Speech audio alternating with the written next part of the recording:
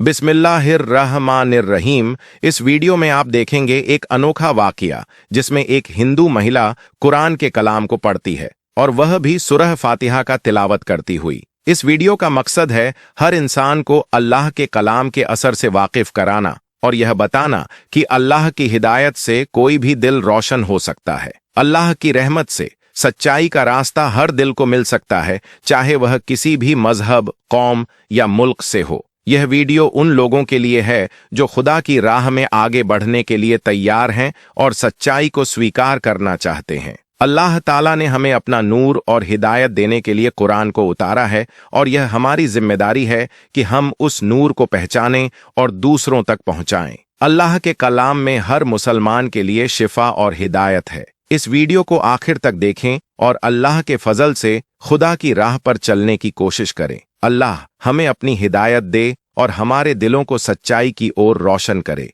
इस वीडियो को आखिर तक देखें और अल्लाह की रहमत और हिदायत को समझें। दोस्तों, यह वाक्य उत्तर प्रदेश के छोटे से गांव बनवापुर का सच्चा वाक्य है। जी हां, वही उत्तर प्रदेश जहां के मुख्यमंत्री योगी आदित्यनाथ हैं। ये वाक्य इबरत के तौर पर बताया जा रहा है, जिसे सुनकर आपका दिल खुश हो जाएगा। एक हिंदू और मुसलमान का घर पास पास था। हिंदू के घर में एक 6 साल की बच्ची थी। वह अपनी सहेली के घर जाया करती थी। यह बच्ची जिस सहेली के साथ खेलती थी वह मुसलमान थी और उसकी वालिदा बच्चों को कुरान मजीद सिखाती थी। जब भी वह वालिदा बच्चों को कुरान पाक सिखाने के लिए बुलाती तो यह हिंदू लड़की भी पास में बैठ जाया करती थी। धीरे धीरे उसका भी मन कुरान पढ़ने में लग गया और वह बड़े ईमान और तवक्कुल से कुरान के शब्दों को समझने लगी। यहाँ पर हमें यह समझना चाहिए कि इल्म और हिदायत का तरीका किसी एक धर्म से नहीं बल्कि अल्लाह की रहमत से है। सच्चे ईमान और तवक्कुल के साथ यदि इंसान की नीयत सच्ची हो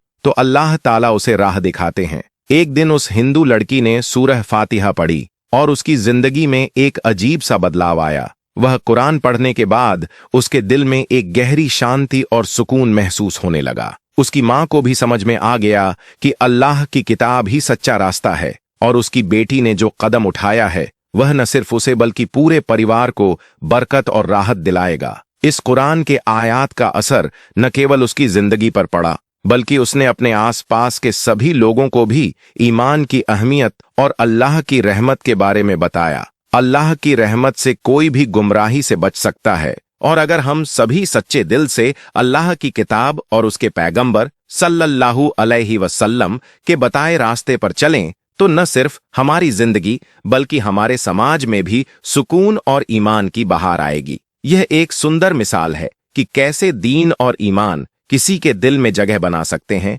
चाहे वह किसी भी जाति, धर्म या मिल्लत से हो। अल्लाह सबकी हिदायत का ख्वाहिशमंद है और जिस पर वह अपनी रहमत भेजता है वही सच्चे रास्ते पर चल पड़ता है। एक दिन उसने अपनी सहेली की माँ से कहा, माँ, मैं भी पढ़ना चाहती हूँ। सहेली की माँ ने उसे भी पढ़ाना शुरू कर दिया। हिंदू लड़की ने धीरे धीरे कायदा पढ़ना सीख लिया और फिर कुरान मजीद भी पढ़ना शुरू कर दिया। उस बच्ची ने अपने माँ बाप को इसके बारे में नहीं बताया ताकि वे अनजान रहें। जब मुस्लिम लड़की ने कुरान पाक मुकम्मल पढ़ लिया तब तक यह हिंदू लड़की भी कुरान पढ़ने में माहिर हो चुकी थी। कुछ समय बाद वह लड़की जवान हो गई। उसकी शादी एक कट्टर हिंदू नौजवान से तय हो गई जो मुसलमानों से बात करना भी पसंद नहीं करता था। शादी के दिन वह लड़की अपनी मुस्लिम सहेली की वालिदा के पास गई और कहा, मैंने कुरान पाक पढ़ लिया है और दिल में कलमा भी पढ़ लिया, लेकिन घर वालों को बता नहीं सकती। अगर मैंने बताया तो मुझे मार डाला जाएगा। अब मेरी शादी उस व्यक्ति से हो रही है जो मुसलमानों से नफरत करता है।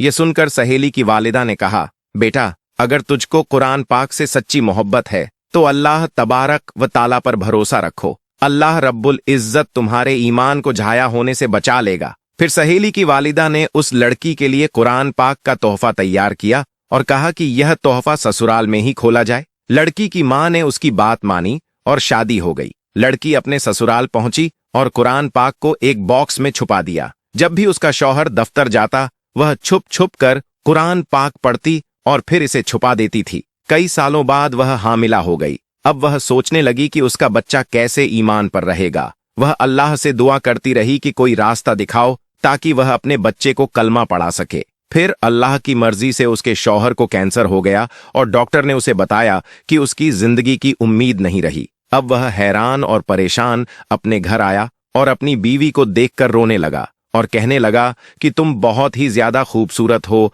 वफादार हो, मोहब्बत करने वाली हो, लेकिन अब हमारा साथ सिर्फ कुछ ही दिनों का है, मेरी जिंदगी सिर्फ 1 महीने की है। और उसने फिर हॉस्पिटल का सारा वाकया अपनी बीवी को सुना दिया। दोस्तों, उसकी यह बातें सुनकर उसकी बीवी भी रोने लगी और अपने शौहर को तसल्ली देने लगी और अपने शौहर को तसल्ली देते हुए बोली कि आप परेशान ना हो, मेरे पास इसकी एक दवा है और मुझे पूरी उम्मीद है कि आप बिल्कुल ठीक हो जाओगे, मगर आप वादा करो कि मैं जो भी करूंगी उसके बारे में आप मुझसे कोई भी सवाल नहीं पूछेंगे। यह सुनकर उसके शौहर ने कहा कि मैं वादा करता हूं कि अगर मैं सही हो गया तो तुम जैसा भी कहोगी वैसा ही करूंगा, तुम्हारी हर एक बात को मानूंगा। उसके बाद उस लड़की ने कुरान पाक की सूरह फातिहा पढ़कर अपने शौहर के ऊपर दम करना शुरू कर दिया, क्योंकि उसने अपनी सहेली की वालिदा को देखा था कि जब भी कोई बीमार होता तो वह सूरह फातिहा पढ़कर दम किया करती थी। यह देखकर शौहर ने पूछा कि यह तुम क्या कर रही हो?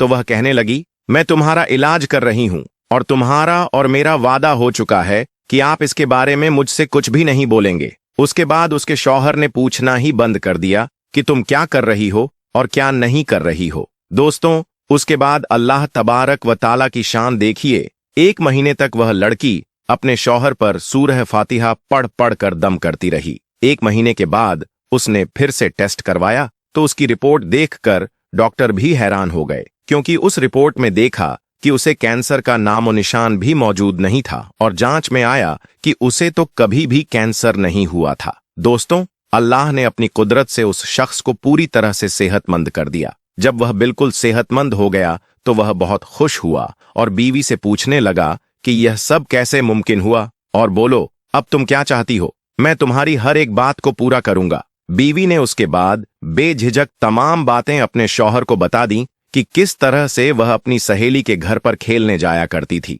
और किस तरह से वह कुरान पाक पढ़ने सीखी थी और किस तरह से उसे कुरान पाक तोहफे में मिला और किस तरह से वह घर में छुप छुप कर कुरान पाक पढ़ा करती थी। उसके बाद उसने अपने शौहर से कहा कि अब तुम भी कलमा पढ़ लो और मुसलमान हो जाओ। अब शौहर उसकी बात को मना नहीं कर सकता था, क्योंकि उसने वादा किया था। अब उसने कलमा पढ़ लिया। दोस्तों, उसके बाद उस औरत के यहाँ बेटा पैदा हुआ और वह भी मुसलमान पैदा हुआ। मतलब यह कि अब यह पूरी फैमिली मुसलमान हो गई थी, मगर अभी भी उन्हें डर इस बात का था कि अगर इस बारे में अपने घर परिवार और समाज के लोगों को बताएंगे तो वह उन्हें मार डालेंगे। शौहर ने बीवी से कहा कि तुम इस बात की फिक्र बिल्कुल भी मत करो, उसका बंदोबस्त मैं करूंगा। उसके बाद उसने जॉब के लिए सऊदी अरब की एक कंपनी में अप्लाई किया और अल्लाह की कुदरत से उसकी जॉब भी सऊदी अरब की एक छोटी सी कंपनी में लग गई। अब वह अपनी बीवी और बच्चों को लेकर सऊदी अरब चला गया और बाकी की तमाम जिंदगी सऊदी अरब में गुजारने लगा। वहां पर वे कुरान भी पढ़ते हैं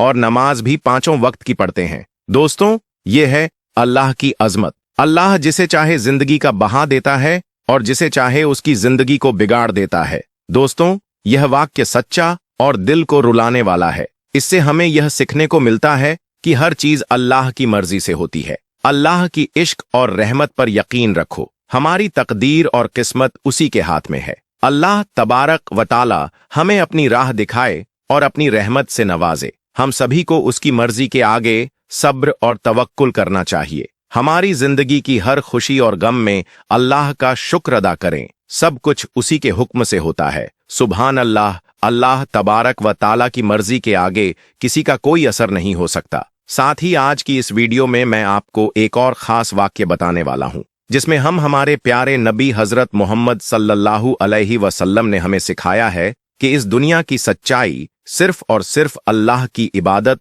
और उसकी राह में चलने में है। हर मुसलमान का कर्तव्य है कि वह अपने दिल को पाक करता हुआ अल्लाह की रहमत की तलाश में अपना जीवन बिताए। इस वीडियो में हम आपको एक ऐसी किस्से से रूबरू कराएंगे जो आपके दिलों को छूकर आपकी जिंदगी को एक नई दिशा देने वाली है। इस्लाम की सही समझ और अल्लाह के आदेशों की ताकत को जानने के बाद आप खुद को एक बेहतर इंसान के रूप में महसूस करेंगे इंशाअल्लाह। अगर आप इस यात्रा में हमारे साथ हैं तो यह वीडियो आपके दिल को सुकून और हिदायत से भर देगा। हम दुआ करते हैं कि अल्लाह ताला हमें अपनी राह पर चलने की ताकत दे और हमारी जिंदगी को अपनी रहमत से रोशन करे। आपसे गुजारिश है कि इस सफर के आखिरी पल तक हमारे साथ रहकर अल्लाह की हिदायत की राह को अपनाएं। अल्लाह की मर्सी, रहमत और हिदायत हमेशा हमारे साथ रहे। प्यारे दोस्तों, ये का किस्सा ज़ैनब अल माहिरा का है। ज़ैनब अल माहिरा कहती हैं कि मैं एक पढ़ी लिखी लड़की थी और मेरे वालदैन ने मेरी मर्जी के खिलाफ मेरी शादी एक गांव के लड़के से कर दी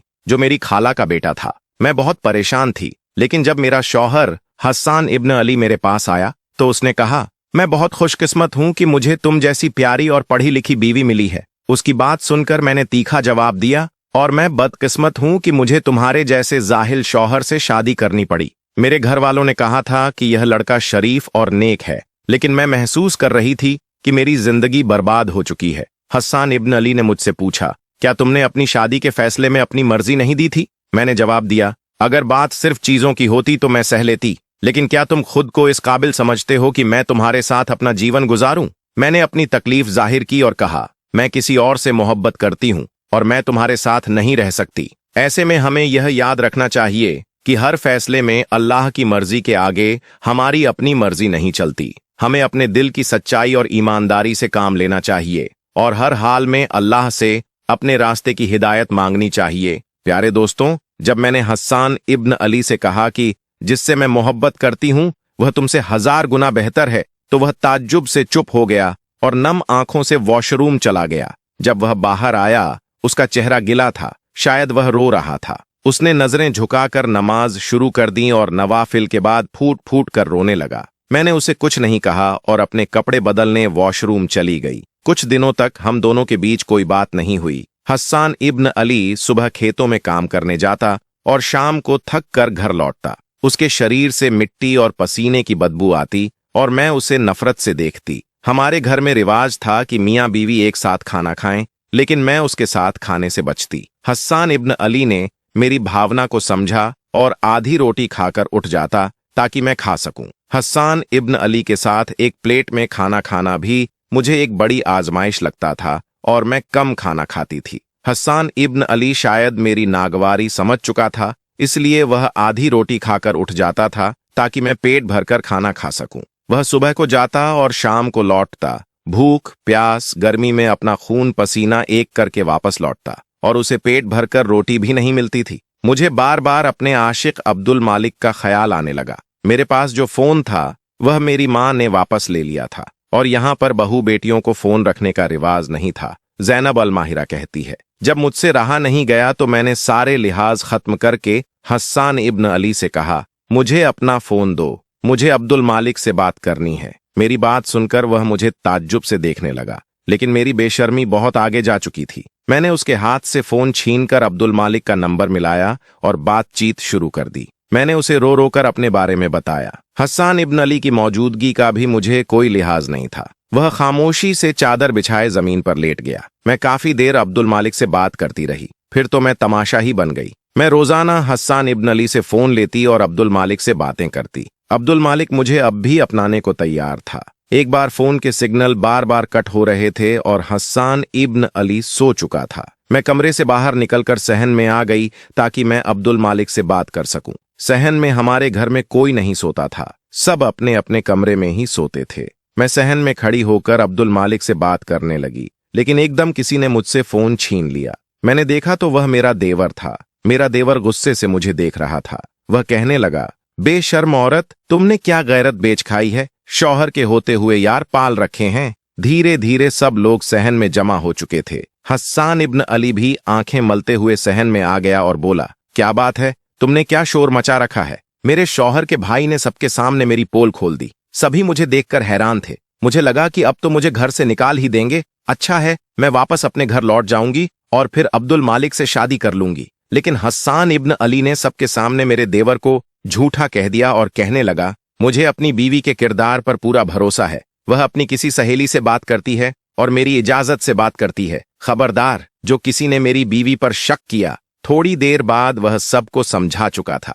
बात वहीं पर खत्म हो गई। ज़ैनब अल माहिरा कहती है, मुझे उस पर और भी गुस्सा आने लगा। मैं कमरे में आकर उससे झगड़ने लगी। मैंने कहा, तुम होते कौन हो मेरे बारे में यह कहने वाले? अच्छा खासा मेरा रास्ता साफ हो रहा था। तुम अपने भाई की बात पर एतबार करके मुझ पर इल्जाम लगाकर मुझे घर से निकाल सकते थे। तुम जानते हो कि मैं किससे बातें करती हूँ। मैं यहाँ से वापस चली जाती, फिर मेरे माँ बाप को मजबूरन मेरी शादी अब्दुल मालिक से करवानी पड़ती, लेकिन तुम्हारी इन बातों ने मेरी राहें बंद कर दी। तुम मेरा पीछा क्यों नहीं छोड़ देते? मेरी बात उसने खामोशी से सुनी, फिर कहा, अगर तुम मेरे साथ नहीं रहना चाहती तब भी मैं तुम्हारे किरदार पर गलत बात बर्दाश्त नहीं कर सकता। तुम्हारी और तुम्हारे माँ बाप की इज्जत मेरी इज्जत है। मैं सारे इल्जाम खुद पर लेकर तुम्हें छोड़ दूंगा ताकि तुम पर कोई उंगली ना उठा सके। अगर वह लड़का तुम्हें इज्जत से अपनाने को तैयार है तो मैं खुद पर इल्जाम लेकर तुम्हें खाला के घर छोड़ दूंगा और बाद में तलाक भिजवा दूंगा।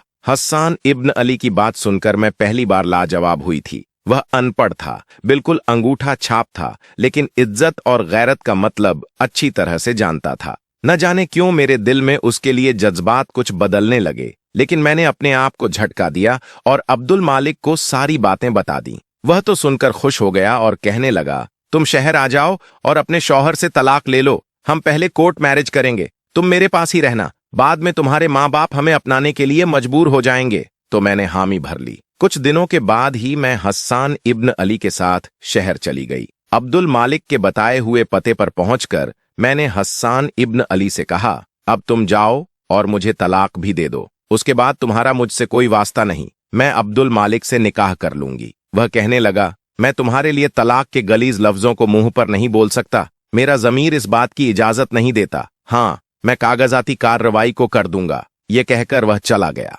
मैंने दरवाजा खटखटाया। दरवाजा अब्दुल मालिक ने ही खोला। मुझे देखकर वह मुस्कुराने लगा। मैं घर में दाखिल हो गई, लेकिन घर में अब्दुल मालिक के अलावा उसके घर वाले नजर नहीं आ रहे थे। हालांकि वह मुझसे कह रहा था कि वह मेरे बारे में सब कुछ अपने घर वालों को बता चुका है। ज़ैनब अल-माहिरा कहती है, मैंने खाली सहन देखकर पूछा, तुम्हारे घर वाले कहाँ हैं? तो अब्दुल मालिक कहने लगा, अंदर आओ, बताता हूँ। मैं अंदर कमरे तक गई तो कमरे में 2 मर्द और मौजूद थे। वह मुझे देखकर हंसने लगे। उनमें से एक ने कहा, इसकी कीमत मैं तुम्हें 5 लाख दूंगा। यह सुनकर तो मेरे होश उड़ गए। अब्दुल मालिक मेरी सौदेबाजी कर रहा था। मैं तो चक्कर खाकर रह गई। इससे पहले वह मुझे कमरे के अंदर धकेल कर कमरा बंद कर देता, मैंने फौरन अपना दिमाग चलाया और अब्दुल मालिक को धक्का देकर भागकर मुख्य गेट से बाहर निकल गई। वह तीनों मेरा पीछा करने लगे। हस्सान इब्न अली अभी इतनी दूर नहीं गया था। उसे देखकर मैं उसे पुकारने लगी। उसने पलटकर मुझे देखा। मैं भागते हुए इसके पास पहुंची। मेरे पीछे इस वक्त 3 आदमी भाग रहे थे। रात का अंधेरा छा गया था। वह जगह भी सुनसान थी जहां अब्दुल मालिक ने हमें बुलाया था। मैं डरी सहमी हस्सान इब्न अली के पीछे जाकर छुप गई। तीनों मर्द हम तक पहुंच गए थे और हस्सान इब्न अली से कहने लगे, इस लड़की को हमारे हवाले कर दो, वरना तुम्हें जान से मार देंगे। हस्सान इब्न अली ने जवाब देने के बजाय उन्हें मारना शुरू कर दिया। बदले में वह लोग भी हस्सान इब्न अली को मारने लगे। एक शोर सा मच गया था। कुछ देर में लोगों का हुजूम लग गया। अल्लाह ताला की करनी यह हुई कि वहां से पुलिस गुजर रही थी। पुलिस को देखकर वह लोग भागने की कोशिश करने लगे, लेकिन आखिर में वे पकड़े जा चुके थे। पुलिस कब से उनकी तलाश कर रही थी। वह लोग लड़कियों को अपनी मोहब्बत के जाल में फंसाकर बेच देते थे। अल्लाह ताला ने मुझे बचा लिया था। हस्सान इब्न अली के होठों के पास जख्म हो चुका था। पहली बार मुझे उसके जख्म देखकर दुख हुआ था। वह मुझे खामोशी से बस स्टॉप तक ले गया। मैं उसके सामने नजरें उठाने के काबिल नहीं रही थी। वह अनपढ़ होकर भी बाज़फ निकला। मैं अपने आप को उसके सामने छोटा महसूस करने लगी। वह मुझसे पूछने लगा, ज़ैनब अल-माहिरा, कहाँ जाना चाहती हो? अपने वालिदैन के पास? मैंने कहा, मुझे आपके साथ जाना है। मेरी बात सुनकर उसने मुझे बड़ी हैरत से देखा। मेरे माँ बाप ने मेरे लिए हीरा चुना था। बस मैं ही शीशे की चमक देखकर अपने हाथ जख्मी करने चली थी, लेकिन बच गई। हस्सान इब्न अली ने मुझसे कोई दूसरा सवाल नहीं पूछा और मुझे गांव ले गया। मैंने हस्सान इब्न अली का जख्म देखकर फिक्रमंदी से पूछा, हस्सान इब्न अली, तुम्हें क्या हुआ है? तो वह कहने लगा, बस से उतरते वक्त गिर गया था, इसलिए चोट लग गई। ज़ैनब अल-माहिरा कहती है। यह सुनकर मैं अपने अंदर बहुत शर्मिंदा सी हो गई। मैंने अपने शौहर को क्या कुछ नहीं सुनाया था, लेकिन उसने मेरे साथ अब तक भलाई की थी। 2 दिन तो मैं उससे नजरें नहीं मिला पाई। अपने अंदर खुद को लानत मलामत करती रही। वह अब भी आधी रोटी खाकर मेरे पास से उठने लगा तो मैंने उसे रोक लिया। मैंने कहा, आप खाना ठीक से क्यों नहीं खाते? रोज आधी रोटी खाकर उठ जाते हो। मेरी बात पर हस्सान इब्न अली ने मुझे हैरत से देखा, फिर उठकर नहीं गया, चुपचाप खाना खाने लगा। अब मैं ख्याल रखने लगी थी, अंदर से तो मैं टूट चुकी थी, इसलिए अपने शौहर के सामने झुककर अपनी गलती का एतराफ करना मुझे मुश्किल लग रहा था। मैं चाहती थी कि वह मुझे खुद से माफ कर दें, लेकिन वह चुप था। देर रात को कमरे में आता और जमीन पर चादर बिछाकर लेट जाता। एक दिन मैं हिम्मत जमा करके उसके सामने बैठ गई। मैंने कहा, हस्सान इब्न अली, मुझे माफ कर दो। मैंने आपको समझने में गलत किया। हीरा छोड़कर मैं कांच का सौदा करने चली थी। मैं रोते हुए अपनी गलती का एतराफ कर रही थी, लेकिन वह अभी खामोश था। कुछ नहीं बोला, ना ही मुझे चुप करवाया। अपना तकिया उठाकर जमीन पर सोने लगा। मैंने कहा, आपकी जगह यहां नहीं, आप ऊपर सो जाएं। मैं जानती हूं कि मेरी गलती छोटी नहीं है, बहुत बड़ी है। मैंने आपका बहुत दिल दुखाया है, लेकिन आपने अभी तक अपना अल्जाफ मुझे दिखाया है। हो सके तो मुझे माफ कर देना। मुझे लगा कि अब वह मेरी कोताही को माफ करके मुझे सीने से लगा लेगा, लेकिन वह न जाने क्यों टिकटिकी बांध कर मुझे देखे जा रहा था। उसकी खामोशी मुझे देखी नहीं जा रही थी। ज़ैनब अल माहिरा बताती है कि मैंने कहा, हस्सान इब्न अली, कुछ तो कहो, आप चुप क्यों हैं? मुझे डांट दो, अपना गुस्सा मुझ पर निकाल दो, लेकिन मुझे माफ कर दो। मैं मन्नत सिजदात पर उतर आई, लेकिन वह खामोश था। हमारी शादी को 6 महीने गुजर चुके थे। शादी के बाद से मेरे लिए जो खामोशी का ताला हस्सान इब्न अली ने अपने होठों पर लगाया था, वह मेरी मन्नत सिजदात और रोना धोना भी ना खोल सका। ज़ैनब अल माहिरा आगे बताती हैं कि सुबह को कुछ कागजात उसने मेरे हाथ में थमा दिए। मुझ पर तो जैसे आसमान गिर पड़ा। मैं तड़प तड़प कर रोने लगी और कहने लगी, हस्सान इब्न अली, मुझे तलाक मत दो। मैं उसके सामने रोने लगी, बिलखने लगी। वह कहने लगा, तुम पढ़ी लिखी हो, इसे पढ़कर साइन कर देना। यह कहकर कमरे से बाहर निकल गया। मुझे नहीं मालूम था कि आदमी के दिल से उतर जाने के बाद औरत अपनी गलती पर जितनी चाहे माफी मांग ले, उसे वह इज्जत फिर नहीं मिलती। या शायद आदमी सब कुछ सह लेता है, बस दूसरा मर्द बर्दाश्त नहीं कर सकता। मैं वह कागजात को हाथ में लेकर फूट फूट कर रोती रही। मेरी इतनी हिम्मत ना हुई कि कागज पढ़ सकूं। मैंने सोच लिया था कि रात को हस्सान इब्न अली के पांव पकड़कर माफी मांग लूंगी, लेकिन तलाक नहीं लूंगी। रात को जब वह कमरे में आया तो मैं उसके पांव में बैठ गई, गिड़गिड़ाकर उससे माफी मांगने लगी। उसने मुझे दोनों बाजू से पकड़कर खड़ा किया और कहने लगा, तुम कागज पढ़ लेती तो यूं न रोती। वह तलाकनामा नहीं है। फिर दराज से निकालकर मुझे कागज पकड़ा दिए। मैंने आंसू पोंछकर जब कागज देखे तो वह जमीन के कागजात थे, जहां वह हल चलाता था। अपने हिस्से की सारी जमीन वह मेरे नाम कर रहा था। अगले दिन वह शहर चला गया। 4 दिन मैंने बड़ी बेसब्री से उसका इंतजार किया। वह वापस तो आया, लेकिन घर में कोहराम मच गया था। शहर से हस्सान इब्न अली की मैयत गांव आई थी। मेरी तो दुनिया ही उजड़ गई। इसका एक शहरी दोस्त उसकी मैयत लेकर आया था। उसी ने बताया था कि पिछले 2 महीने पहले ही हस्सान इब्न अली को मालूम हुआ कि उसे कैंसर है। वह ज्यादा दिन नहीं बच सकेगा। ना जाने पिछले 6 महीने से कौन सा अम्ल उसे खा रहा था, जिसका नतीजा उसकी जान ही ले गया। मुझ पर तो घसी के दौरे पड़ने लगे। 2 दिन बाद मैंने कुछ होश संभाला तो एक खत मेरी सास ने मुझे दिया और कहने लगी, ज़ैनब अल माहिरा, यह हस्सान इब्न अली के दोस्त ने दिया था। कह रहा था, हस्सान इब्न अली ने तुम्हारे लिए यह खत लिखे थे। यह सुनकर मुझे हैरत का झटका लगा था। मैंने अपनी सास से कहा, खाला, हस्सान इब्न अली तो अनपढ़ था, फिर खत कैसे लिखा? इस पर खाला ने मुझे ताज्जुब से देखा और कहने लगी, तुम्हें किसने कहा कि हस्सान इब्न अली अनपढ़ था? उसने 10 जमातें गांव के स्कूल से पास की थीं और उसके आगे भी पढ़ाई की थी। साथ ही साथ अपने बाप का बाजू भी बना रहा। मैं तो यह सुनकर दंग रह गई थी। मैं शादी होने से पहले कभी गांव नहीं आई थी। मुझे लगा कि खाला के सब बच्चे अनपढ़ होंगे। खाला कहने लगी, तुम्हें हस्सान इब्न अली बचपन से चाहता था। कहता था, अम्मा, ज़ैनब अल माहिरा तालीम हासिल कर रही है, इसीलिए मुझे भी आगे पढ़ना है। कल को जब वह मेरी बीवी बने तो लोगों के सामने उसे यह शर्मिंदगी न उठानी पड़े कि उसका शौहर अनपढ़ है, जाहिल है, गमवार है। मुझ पर यह बातें किसी हथौड़े की तरह लग रही थीं। आज तक मुझे हस्सान इब्न अली ने यह नहीं बताया था कि वह भी पढ़ा लिखा है। मैंने वह खत लिया और खोल कर पढ़ने लगी। उसमें लिखा था, ज़ैनब अल माहिरा, मैंने आज तक तुम्हें यह नहीं बताया कि मैं पढ़ा लिखा हूं, क्योंकि तालीम हासिल करना हर इंसान का हक है और जरूरी भी। फिर इन बातों को सबके सामने बताया जाए, यह कोई जरूरी तो नहीं होता। मैंने जब से होश संभाला तो अपनी माँ को यही कहते सुना कि वह तुम्हें अपनी बहू बनाना चाहती है, इसलिए मेरे दिल में तुम्हारी मोहब्बत बचपन से बसने लगी थी। जैसे जैसे मेरी उम्र बढ़ती रही, मेरी मोहब्बत भी परवान चढ़ती रही। मुझे जब भी अम्मा यह कहती कि ज़ैनब अल माहिरा पढ़ रही है, तो मुझे भी पढ़ाई का शौक होने लगा। जब वह यह कहती कि ज़ैनब अल माहिरा को खाने में यह चीज पसंद है, तो मुझे भी खाने में वही चीज अच्छी लगने लगी। मैं शायद गलती से तुमसे इश्क कर बैठा था ज़ैनब अल माहिरा,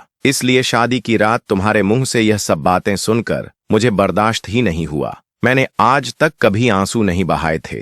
रोना तो बहुत दूर की बात है, मैंने कभी आंसू नहीं बहाए थे। हर हालत का डटकर मुकाबला किया था, लेकिन उस दिन तो मैं टूट कर ही रह गया था। मर्द सब कुछ सह लेता है, लेकिन अगर लड़की शादी की पहली रात यह कह दे कि वह शौहर के बजाय किसी और से मोहब्बत करती है, तो शौहर का मन, एतबार सब चकनाचूर हो जाता है। मैं भी टूट चुका था, फिर मैंने तुमसे मोहब्बत भी बहुत टूट कर की थी। इसीलिए जब तुम मेरे सामने अपने आशिक से बातें करती, वह बातें जिस पर शौहर होने के नाते मेरा हक था, तो मेरा दिल खून के आंसू रोता था। कब यह गम मुझे कैंसर में मक्तला कर गया, मुझे पता न चल सका। मैंने अपनी सारी जमा पूंजी तुम्हारे नाम कर दी है कि कहीं मेरे मरने के बाद तुम्हारे साथ कोई हलकत तलफी न कर सके।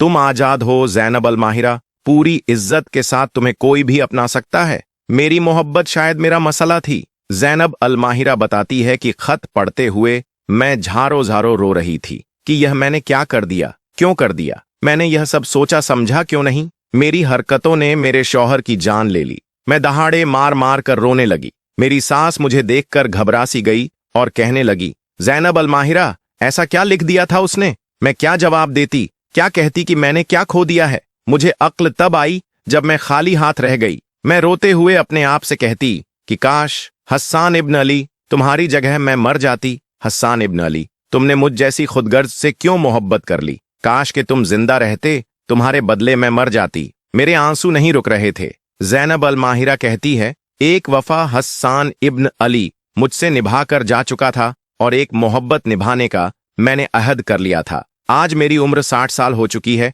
और मैं अब भी हस्सान इब्न अली की बेवा हूं। मैंने अपने शौहर से मोहब्बत उसके मरने के बाद की थी। मैं बीमार रहने लगी हूं। मुझे अब भी यही लगता है कि हस्सान इब्न अली के इंतकाल को बस कुछ घंटे ही हुए हैं। अभी मैंने उसका खत पढ़कर रखा है। मेरे लिए मेरे अंदर की दुनिया थम सी गई है। मेरा जख्म आज भी हरा है। मेरे दुख में कभी कमी नहीं आ सकती। मेरी उन लड़कियों से गुजारिश है जो अपने आला तालीम को सर पर सवार कर लेती हैं और अपने कम पढ़े लिखे शौहर को हिकारत से देखती हैं। खुदा से दुआ है कि सबकी बीवियों को समझ दे और उन्हें अपने शौहर की कद्र करने की तौफीक दे। अल्लाह ताला हम सभी को अपनी बीवी के हक और शौहर की हज्जियत को समझने की ताकत दे। अगर मैंने इसे समझा होता तो शायद हस्सान इब्न अली की जिंदगी में कोई बदलाव आता। अब वह नहीं है, लेकिन मैं अपनी गलती पर सोचकर रब से अपने शौहर के लिए माफी मांगती हूँ और उनके साथ बिताए वक्त पर गमगीन हूँ। वह हमेशा मेरे लिए एक सच्चे और नेक इंसान रहे। रब हमें समझ दे कि हम अपने रिश्तों में सच्चाई, ईमानदारी और इज्जत से काम लें। हमारी दुआ है कि हम रब के आदेशों के मुताबिक अपने रिश्तों को निभाएं और एक दूसरे की इज्जत करें, ताकि मोहब्बत और ईमानदारी का रिश्ता हमेशा कायम रहे। अगर आपको यह किस्सा पसंद आया हो तो इसे अपने भाई बहनों के साथ तबलीग करें, ताकि यह दूसरों के लिए भी एक तौफीक बने और अल्लाह की रहमत से उनके दिलों में ईमान की रोशनी और हक का समुंदर बह जाए। अगर आपने अभी तक हमारे चैनल को सब्सक्राइब नहीं किया है तो अल्लाह के हुक्म से उसे सब्सक्राइब करें। जज़ाक अल्लाह।